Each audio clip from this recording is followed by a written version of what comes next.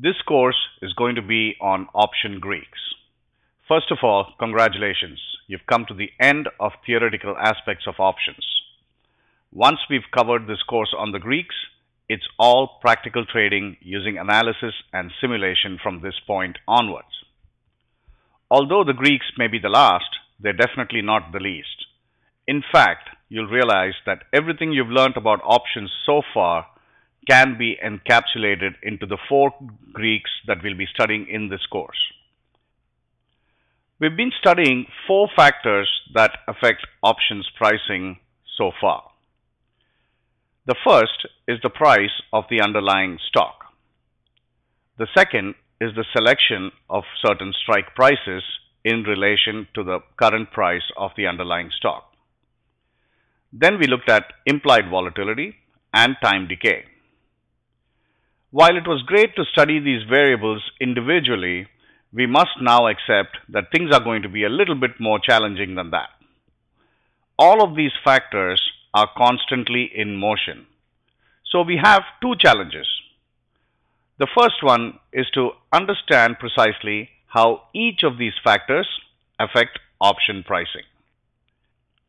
And the second challenge is to assess the impact when all 4 of these factors are at play at the same time. The second part is much more challenging because all of these factors are constantly at play when options are priced every second and every minute in the markets. So in this course, we are going to quantify all these variables. We are going to learn about the Greeks and understand how each of these variables are quantified. So we have to tackle the first challenge first. Understand how these variables are quantified and how they affect an option's position by themselves individually. For challenge number 2, which is to understand their collective impact, we have to wait and go to the real trading environment, which starts from the next module onwards. There are 4 main Greeks representing the 4 major factors that affect option pricing.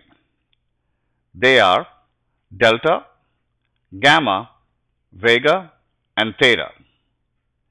We'll also look at the Greeks in the context of the moneyness of an option.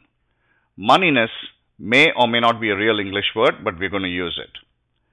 The moneyness of an option is a description of where the strike price of the option is with respect to the current stock price.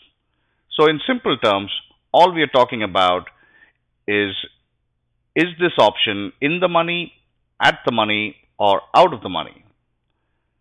At the money options are simple enough. The strike price is very close to the stock price.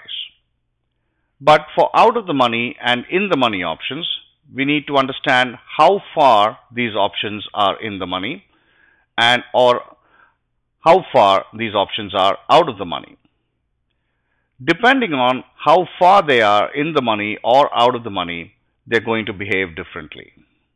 In fact, as you move from at the money, either towards in the money or out of the money, every option is going to behave differently. And that should be intuitive because an at the money option has about a 50-50 chance of being successful, and in the money option is already in the money, and finally the out of the money options have the least probability. So we've looked at all of these factors from an intuitive standpoint, but now the Greeks are going to quantify this.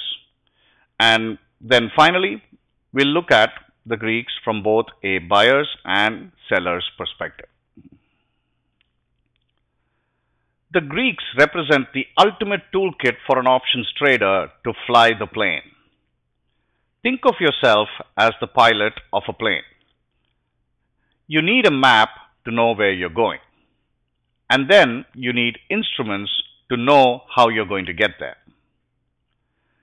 In our example in options trading, the map is your profit and loss diagrams as well as the various tools that you have to perform various simulations on your profit and loss diagrams. These profit and loss diagrams tell you where you need to go.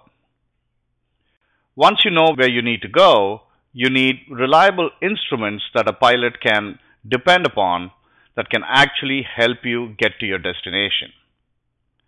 The Greeks are the pilot's instruments, and by monitoring the Greeks and tweaking the Greeks, you can always know how your position is going to perform for any kind of a condition in the market.